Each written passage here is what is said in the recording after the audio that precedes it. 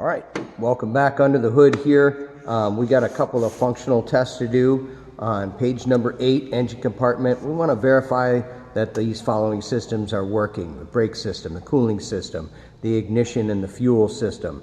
Look at the air conditioning and the power steering a little deeper here. All right, so we're taking a little bit deeper dive. We did check those fluids, and these can be worked together as you work underneath the hood. You're going to find out there's a lot of covers and stuff that may need to be removed, especially in today's vehicles. Makes the engine compartment look nice, but it makes it difficult for you to access some of this stuff. So as you can see here, I've removed the battery cover as well as the intake manifold plastic cover that just dresses up the engine. It's nothing more than that. May do some sound deadening as well. You may find some insulation on that stuff. So, you know, again, some PPE, proper protective equipment and safety glasses when the time calls for it here. So verify these following systems. If the vehicle is run in the shop, we want to make sure that we hook up an exhaust hose to it. If we got the doors closed and stuff, we want to make sure we keep all of those safety precautions forefront in our mind. We want to document the things that we're inspecting. So first thing we're going to do is test the brake system, and that includes observing the brake system for any kind of brake fluid leaks. We want to make sure that our brake booster works properly and aids in braking force. You should have a nice firm pedal, but it shouldn't take an excessive amount of force to push down on that. We want to make sure we have a good solid pedal. Next, we want to look at the brake fluid reservoir and the coolant reservoir. These functional tests for the cooling system. The level we already checked on the cooling system over there, and we want to make sure that while the engine is running, that we do have heat circulation, no problem, and I'd like to know that the cooling fan comes on also.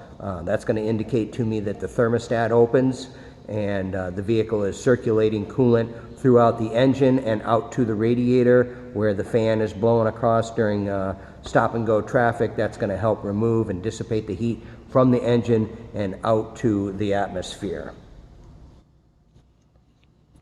Next, we want to look at the ignition system itself. Down here, the ignition system is each one of the coils. There's 3 in the front and 3 in the back on this V6. We want to make sure that all of these are in good shape. Now, there's something that's got 100 to 200,000 miles on it. That plastic is brittle.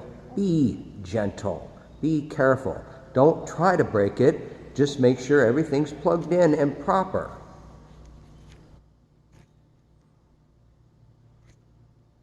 We also want to check the fuel rail itself. In this case, the fuel rail is buried underneath the intake manifold. Very, very difficult to see. We can get in there with a flashlight and look around. We want to make sure that we don't have any fuel leaks. All right. I can see the fuel system. This is a connector for the fuel injectors, all 6 injectors. I can see that the fuel rail is in good condition and there are no leaks on either side.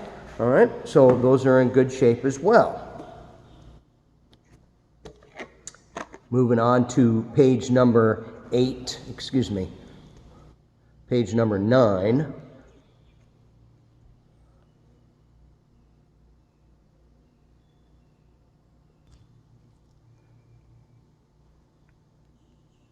Okay, we're going to take you for a little walk here for page number 9, and what we're going to do is turn the camera around and I'm going to narrate what we're checking here, all right, what we need to look at in the interior itself.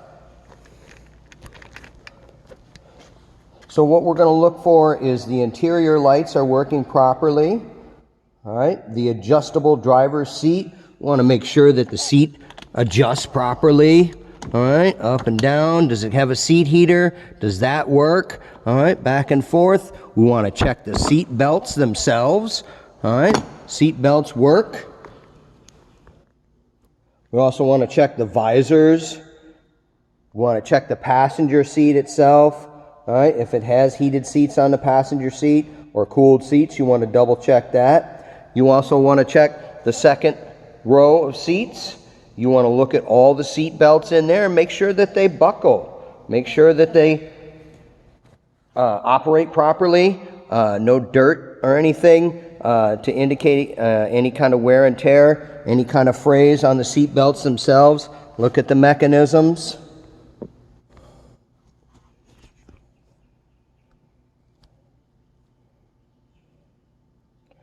The side trim panels and the headliner, as well as your sunroof. If you have a sunroof or a convertible top, you want to check the radio system. Don't go blasting the customer's radio. Just make sure that all the buttons work and function. You want to check the power mirrors. Make sure the power mirrors work properly. Up and down, left and right, both sides. You also want to check the rear cargo area and the trunk area, the power sunroof, like I said, and the center console and the armrests. We want to make sure that the child locks work, the interior fuse panel, we may want to look at that as well, and also check the door handles and the power locks. All right, so go around, check the door handles, make sure the power locks work on both sides of the vehicle. The vehicle may not lock the doors with all the doors open.